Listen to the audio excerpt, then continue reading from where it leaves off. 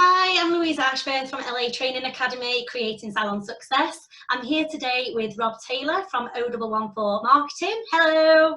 Hello. And he's going to talk to us today.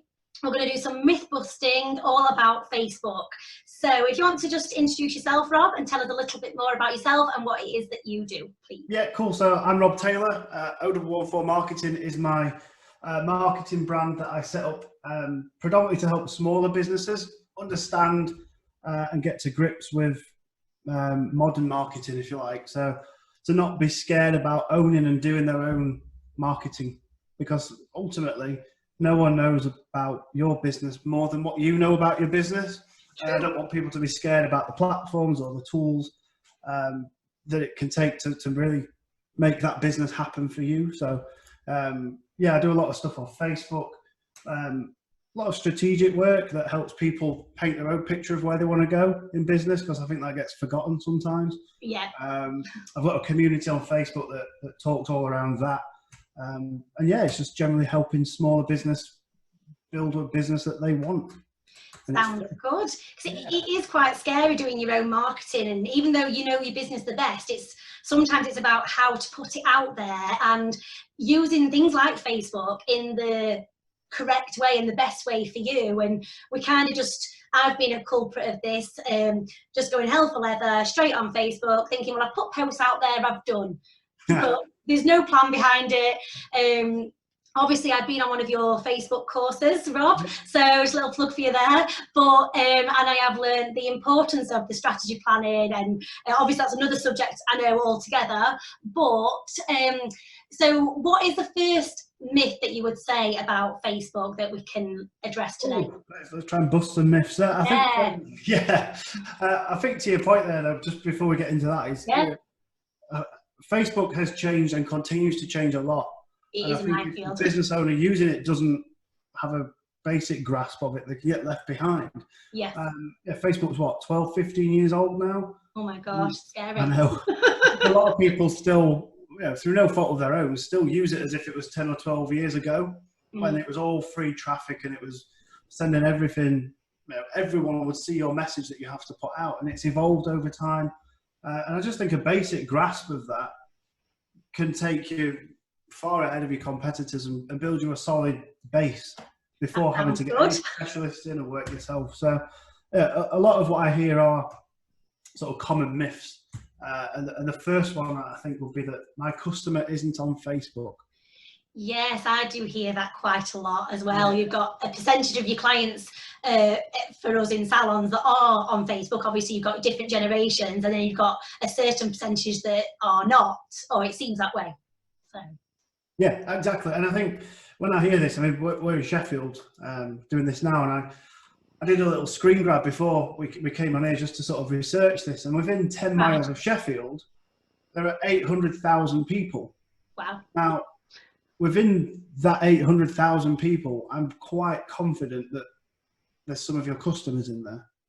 If you operate within 10 miles of Sheffield. Yeah. I think if you can perhaps flip it and say, well, my customer are on Facebook, I just don't know how to reach them yet.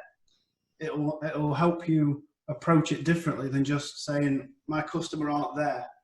Yes, I think it is hard to know how to approach it, and I've seen so many times when you might not have got the reach that you think, or it's not hitting people and you think, oh, it's because they're not on Facebook, maybe. So yeah, exactly. And then they'll blame the platform for not sending them leads or traffic. It's like, well, from that 800,000, you then need to filter it down and not assume that all those 800,000 people are your customer. Yeah. But 1,000 of them might be.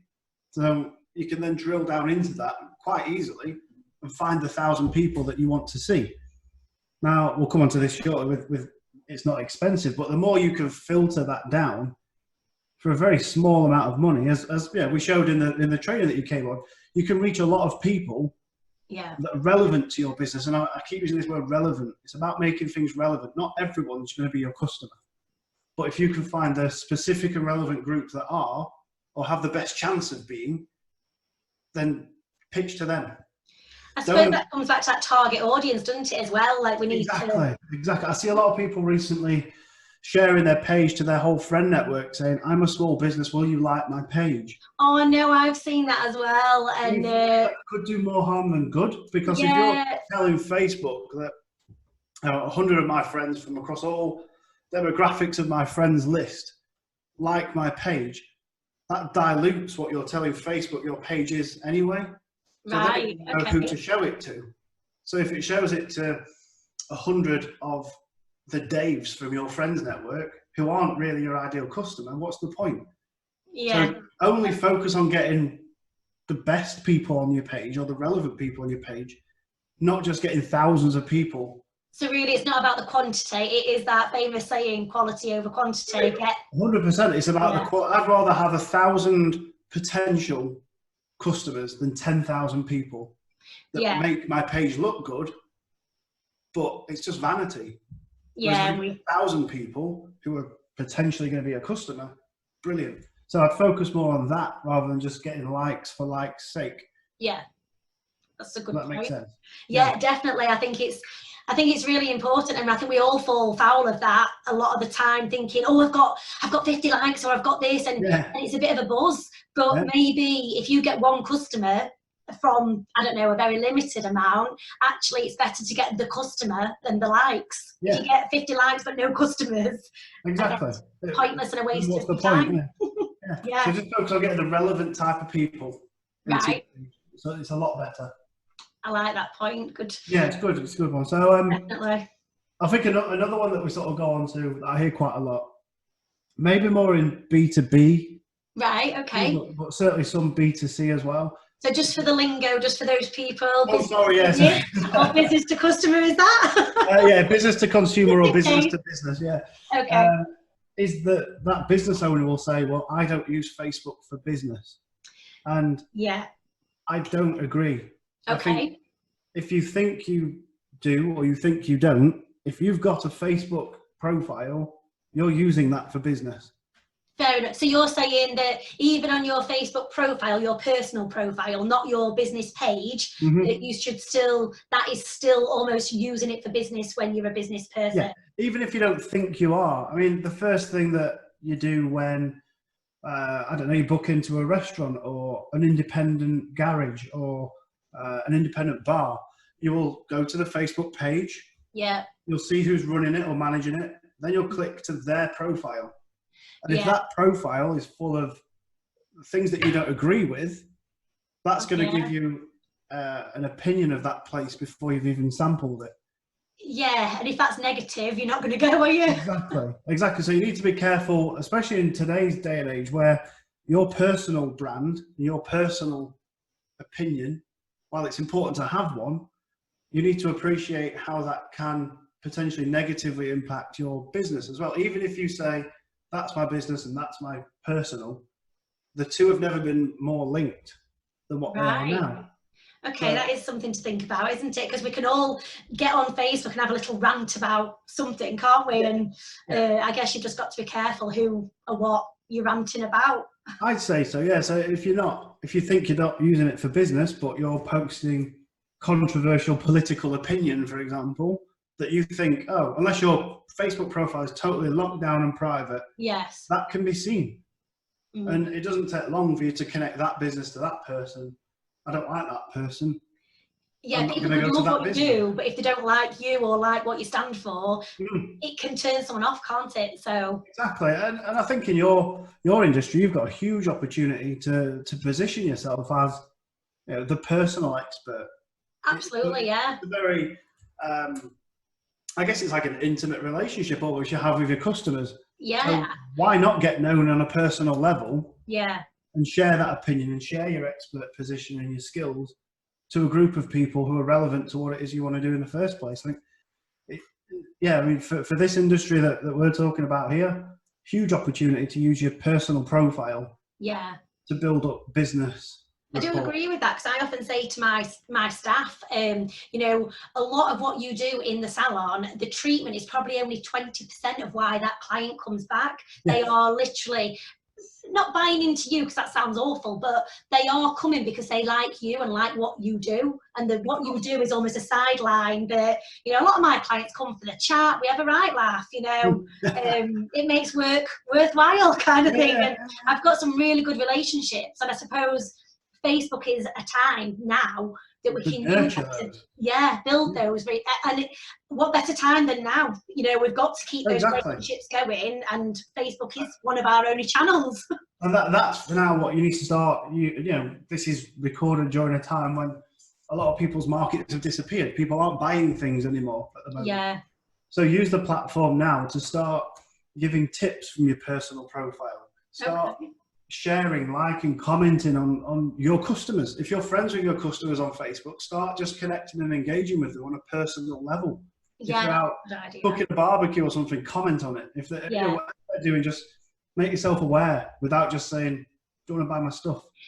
Yeah, because I guess we need to limit that sales post, especially now when we've got nothing to sell. You've got nothing to sell, so what's the point? Exactly, yeah. So just keep it as keep your opinions to yourself a little bit, maybe, unless just make other people feel nice. Have a chat with them.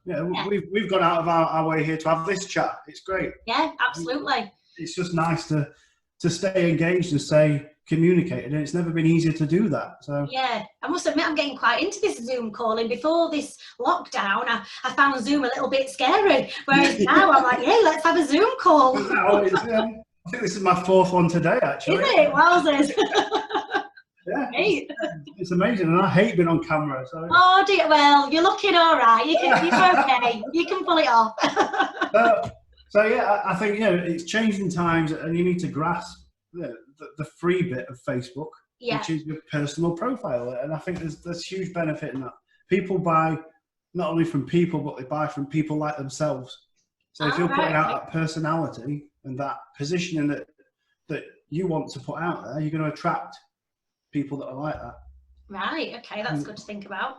Yeah, I think it's an important thing for people to realise, not to separate, especially in your industry as well. I think not to separate the brand and the person, but have them almost as one of the same.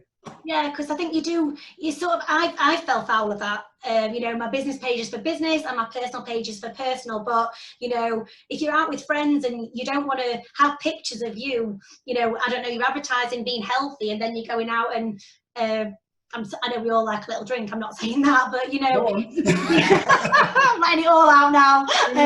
But you don't want your personal page to contradict what you stand for, or like you say, be controversial, or you know, I don't know, even if you're swearing all the time. Personally, I don't have a problem with people that swear, but it does put me off if somebody's actually taking the time to type swear words. I don't know why, it's just my own thing. And it's little things like that, like the language that you use can have an effect on people. I think it's maybe like a barometer that I use sometimes when I talk to people like this. Is like, imagine if you were walking into a pub. Is what you're about to type something you would say? And if you wouldn't say it in a crowded room where everyone's going to hear you, why are you typing it? Yeah, it takes a lot longer to type it than say it. Exactly. Yeah, I know. Yeah. It's a lot of effort. I really think about these swear words I want to put out. So yeah, I think your personal profile should be used as an asset now. When people aren't engaging so much in pages as they used to. Right. Okay. So, is there a reason why people are not engaging in pages, or is it just the way they? I mean, no one's buying at the moment because no one's got money. Yeah, of course. But now's the time to nurture personal relationships and start positioning there. Using groups, Facebook groups and communities. If you're in, I live in S8. There's loads of S8 groups on Facebook. Right. Start to get known as the beauty therapist, the salon expert, the nail expert in the group. Things you can do at home, things you can do yourself to look after your skin, and start giving tips away and giving things away in groups that aren't selling your product that's behind you. Okay. Just here's some information. Yeah. Because then when people get to know you, they will then look at your profile, because it works the other way, and then they'll find your business. Okay, yeah, fair enough. So whereas you might go to a business and find the person, this way you're finding the person and then the business, and it works. both So ways. get yourself known in those groups. But would you say to still keep your business page active, like put posts on there? Oh yeah, for sure. Yeah, I like to look at a business page as almost like your website within Facebook. Okay. People search for services on Facebook as they would Google. Yeah. So it's vital that yes, that's active, but also all the information's relevant. Yeah. So make sure your address is right. Make sure your website's right. Make sure your email address is on there.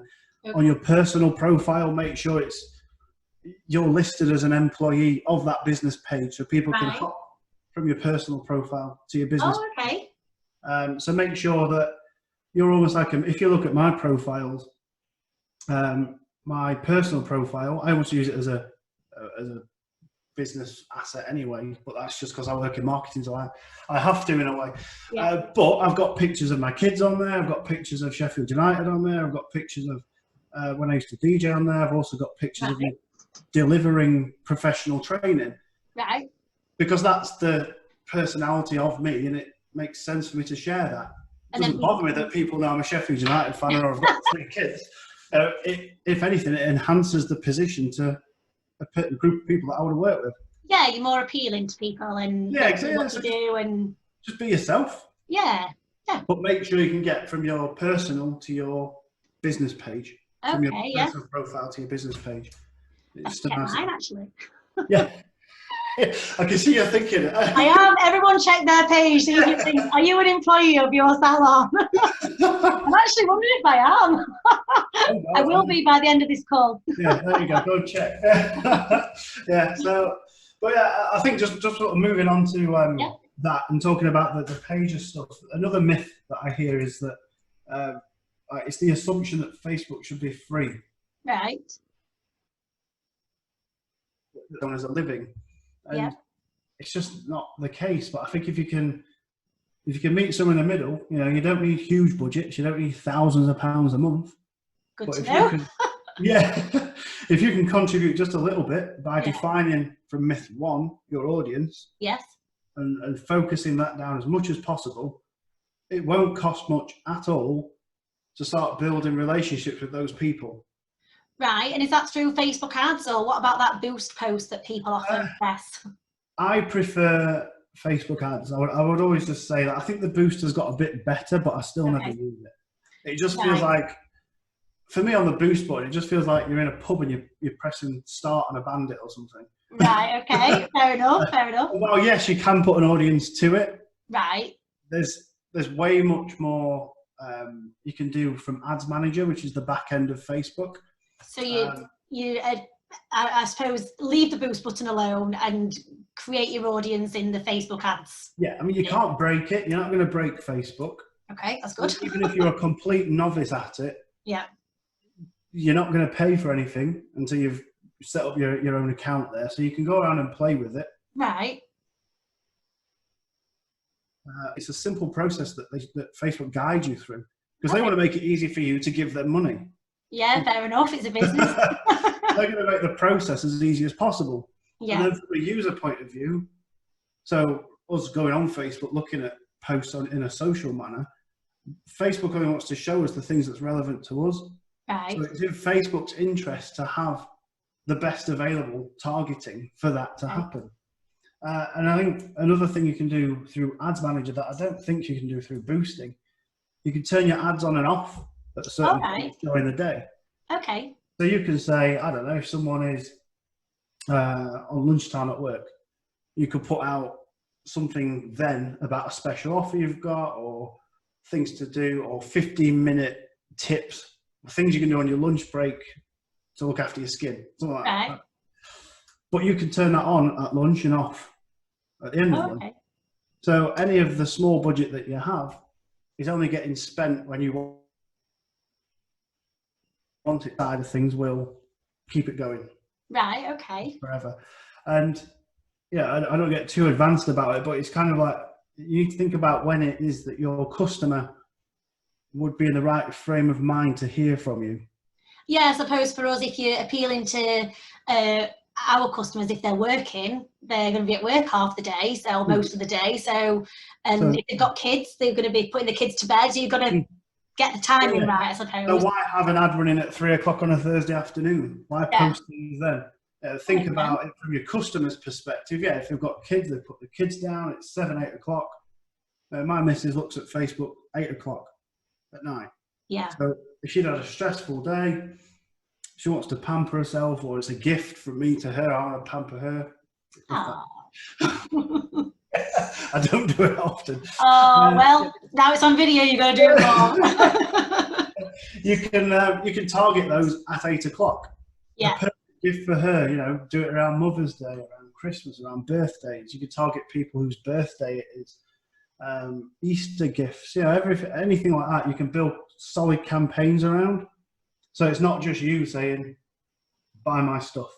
Okay. That's a very dangerous place to get into, because if you imagine you're walking into the pub that is the Facebook Arms, and you just walk in and say, buy my stuff, no one's going to buy your stuff. Aren't they? They're going to go. Whereas if you walk in and talk to them about why this might be of value to you, they'll listen. Yeah. And then they might say, yeah, I want that now. Okay, yeah.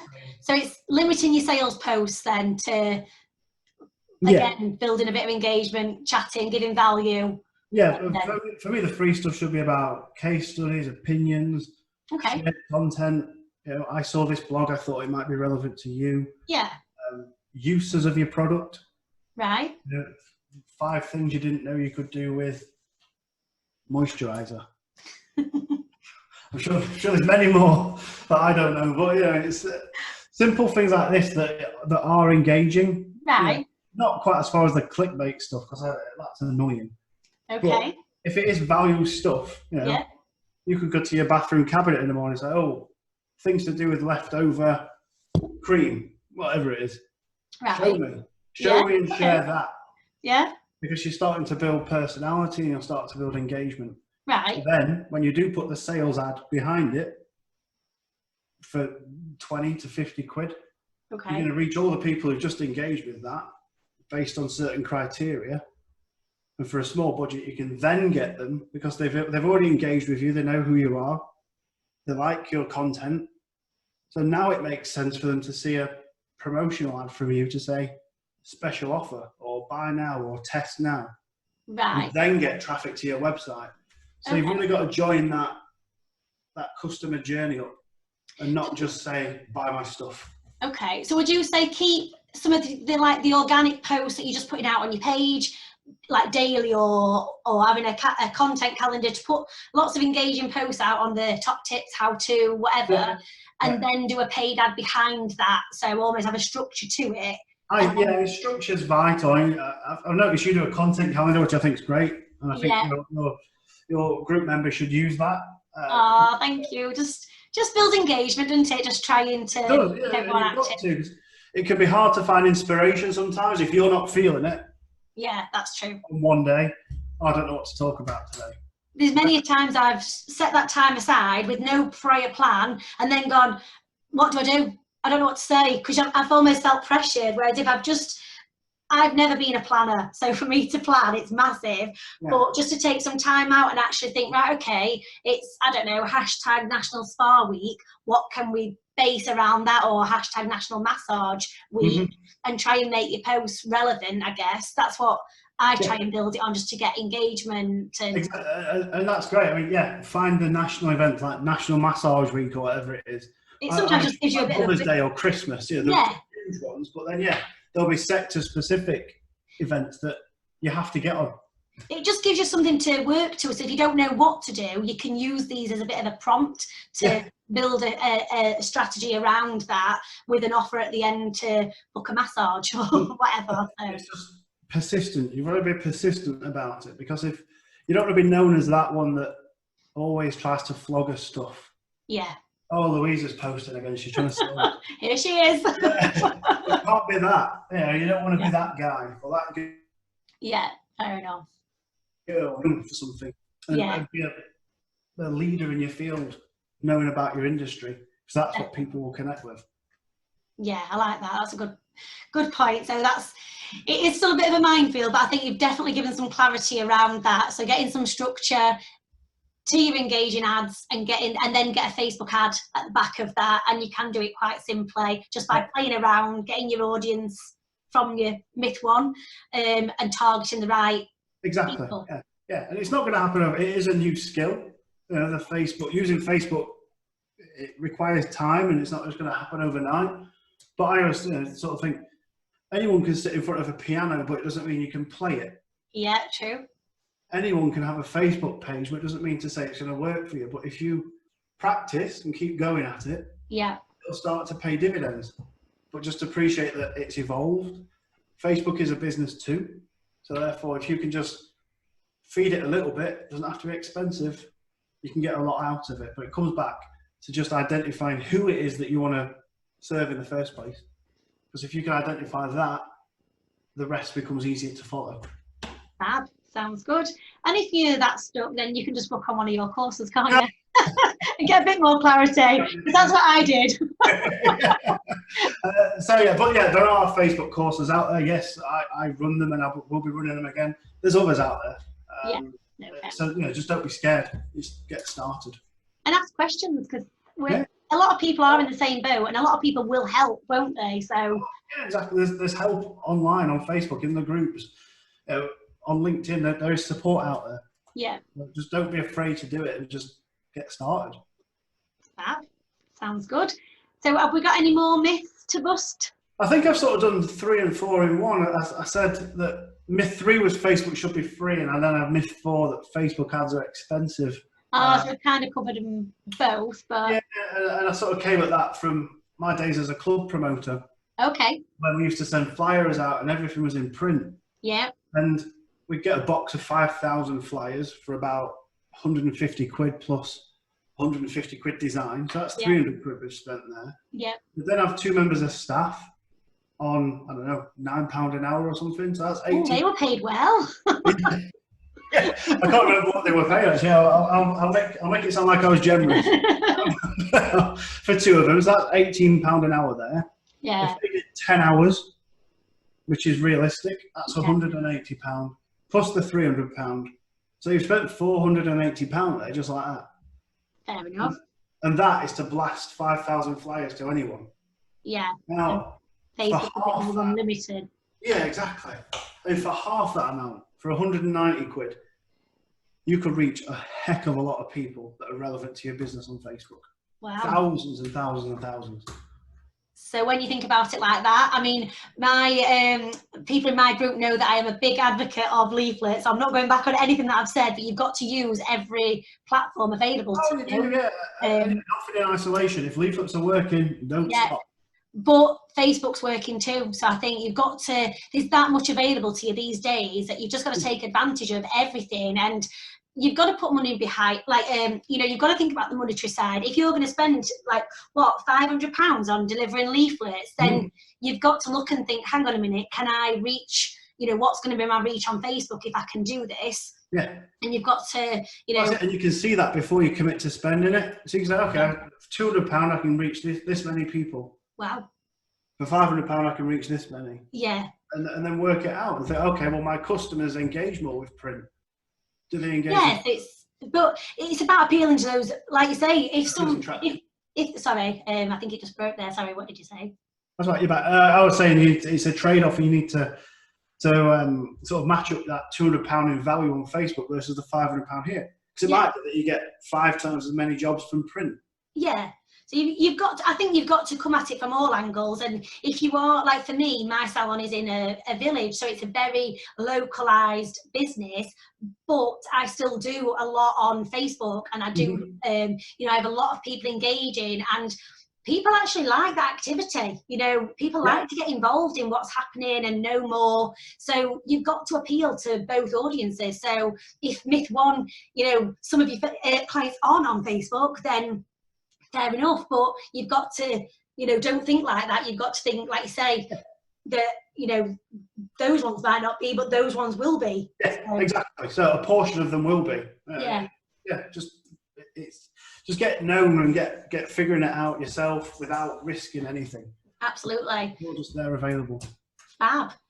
Right, Yeah. love it. Have you got anything that you want to leave us with, Rob today? Because I think you've just given us so much information there, and I think you've definitely busted those myths. And, I like Facebook, what can I say? it's definitely taught us a lot, because even I know a lot of what you've said because you've told me before, and even I'm a bit like, okay, yes, must remember those things. Well, I'd say listen this back then, because I do like, I tend to get excited and carry on quite fast and talk a lot. That's like right. you. Absolutely. So yeah, just listen back. Start with the customer. Reference your content calendar, because I think it's really good. Thank you. And just get started. And don't be scared of it. And don't blame it if it doesn't give you the work. Just get to know it a little bit. But think about it from your customer's perspective. And just leave the boost button alone. Yeah, until you know what you're doing with it, just leave it alone. Yeah, I think so.